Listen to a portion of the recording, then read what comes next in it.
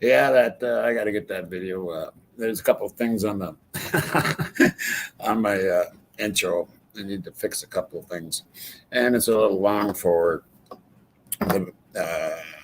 That's meant more for when I go live. Um, I will fix that, and there's a couple of misspellings in there, so whatever. Anyway, this is not the Boogeyman video.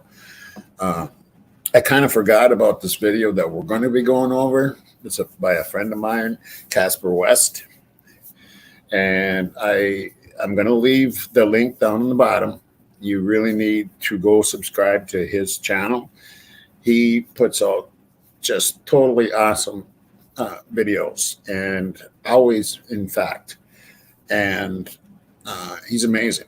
So yeah, Casper West, look him up. Anyway, yeah, we're gonna go over uh, a video that he put out, and I kind of forgot about it. It's been a couple of weeks ago. I should have jumped right on this, but of course I was just getting up and running. So anyway, yeah. Let's see if I can do what I want to do. All right. Yeah.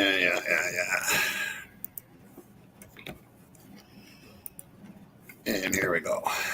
All right. We're going to look at this. And we're going to go, I'm going to let it play through, except he does have an ad on there I'm going to skip over. But the information on this is just unbelievable. He goes into the history of the Moscow Police Department. And I think it's pertinent to the investigation, I do believe. Here we go.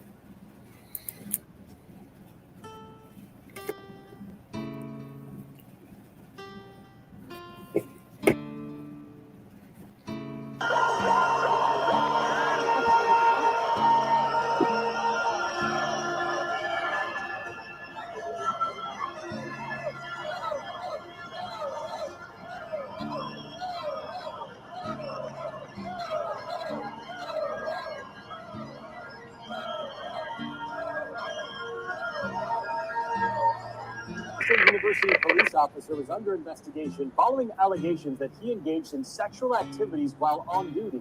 And now 3 high-ranking members of the department are leaving their jobs. Them2's Amanda Rowley explains why in this developing story from Pullman. I know.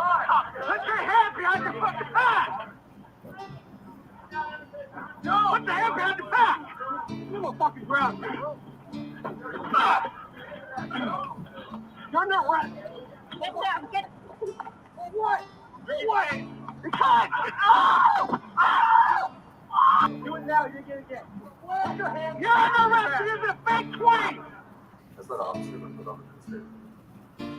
Right now, we're in the very beginning stages of this investigation, and Washington State Patrol will be conducting that investigation.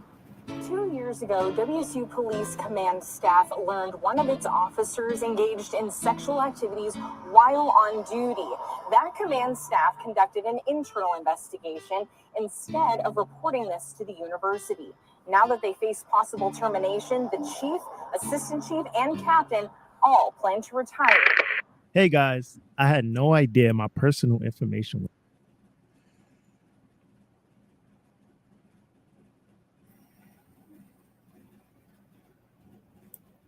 When police corruption occurs, it creates a lack of trust and integrity of law enforcement agencies worldwide. This form of corruption can manifest in many ways, such as bribery, extortion, abuse of power, and a collusion of criminal elements. The consequences of police corruption are far-reaching as it erodes the public's confidence and perpetuates a culture of impunity. The city of Pullman, Washington established its first police department in the year 1907. Prior to that, law enforcement in the area were primarily managed by the Whitman County Sheriff's Office. The creation of the Pullman Police Department marked an important milestone in the city's history, provided dedicated and localized law enforcement services to the community. Over the years, the department has grown and evolved to meet the changing needs of Pullman and its residents. Washington State University, or Wazoo, was established March 28, 1890, under the name Washington Agriculture College and School of Science. It was initially founded as a land grant institution and served as the state's designated agricultural college. Over the years, Wazoo has grown into a comprehensive public research university with campuses across the state offering a wide range of academic programs. Pullman, Washington began generating income and experiencing economic growth with the establishment of Wazoo. The presence of the university alone has become a significant driver of economic development in Pullman, which means the city benefits off of the university. Now, University of Idaho is only a few minutes away. Many Wazoo kids partied with the Idaho girls. We know that from Kim's phone call, as well as Demetrius Robinson allegedly partying with Emily and Kate. It seems to be a sort of visiting college where the students have the opportunity to experience campus environment, meet new people, and attend sporting events. Now, many of you asked me about my video regarding the possible framing of Kohberger. I understand many people believe that this is impossible, but after you hear this, I think you'll change your mind.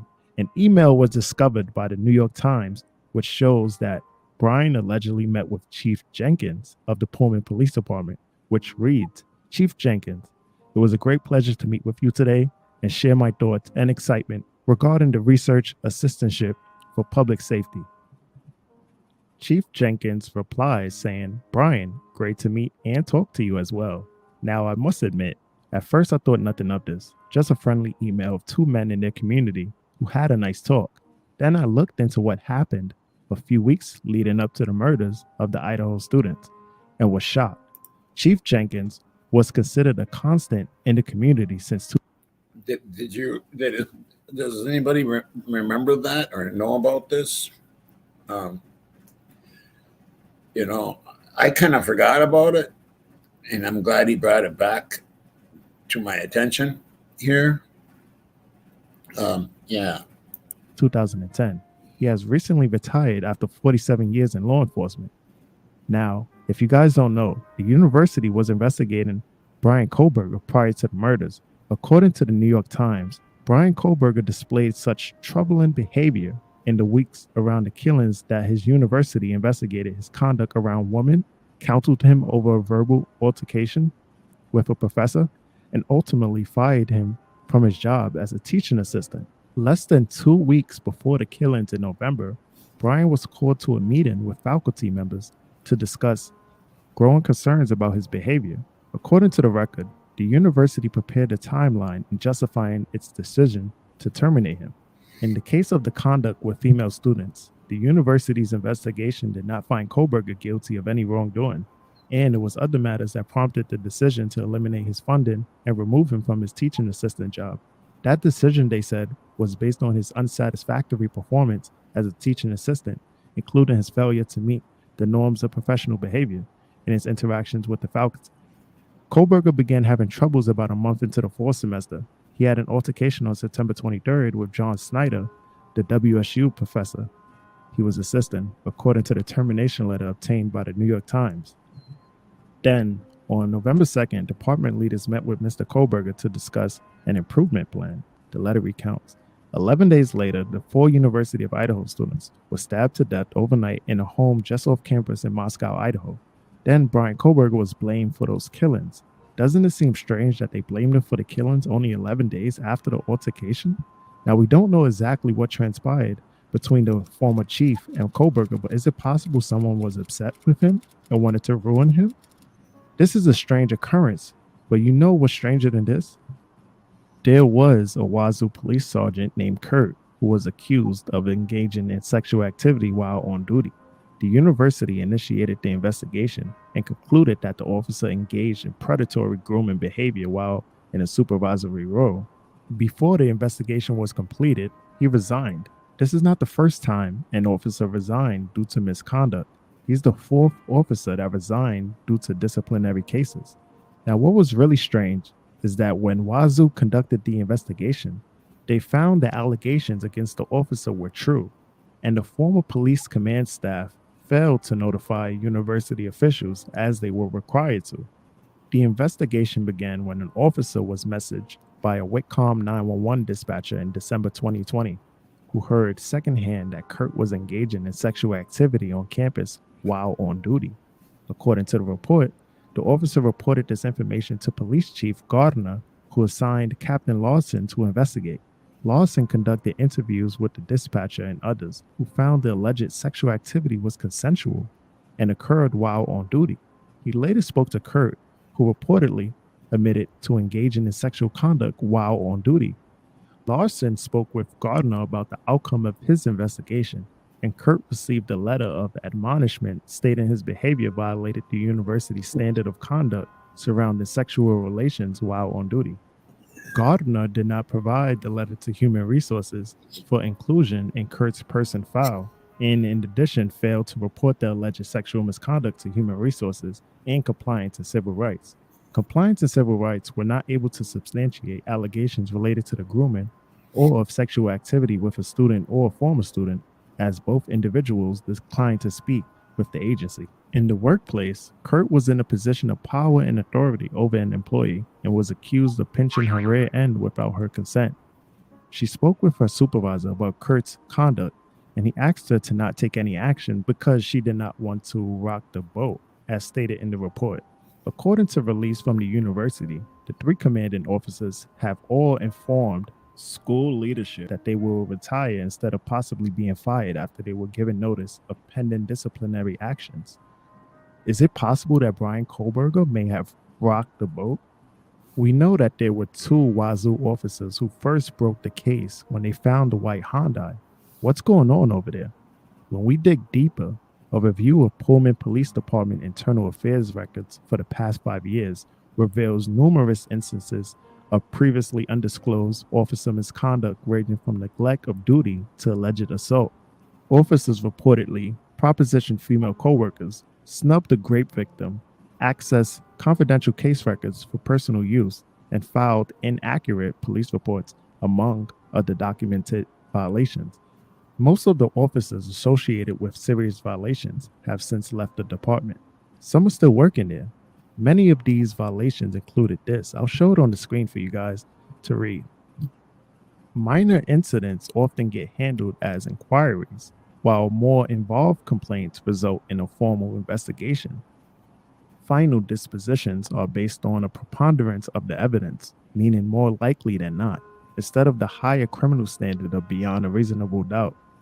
Now, one that stuck out to me was Officer Dan Hargraves, who resigned from his position to avoid termination after he allegedly abused his authority to compel a Wazoo student to perform oral sex to avoid arrest. It's reported that Dan handled many investigations while he was actively working as a police officer. If Dan resigned due to sexual misconduct and he investigated others, what does this mean for other investigations conducted by this police department? With the amount of alleged claims and corruption in the Wazoo police, I would expect this from a police department in a bigger city. Instead, these claims are from a small town with a police department of 33 sworn officers and a total Pullman population of 32,000. Is it possible that corruption can exist without anyone noticing? Are we really expected to believe that no one knew anything this whole time? How can we ensure a fair investigation with the clear abuse of authority from the police department? I'm willing to bet something went wrong. Even in the Idaho case, we know that evidence may have been mishandled. What else can we actually believe? The trust in the community is lost. Let me know what you think in the comments below. Till next time, Casper West signing out.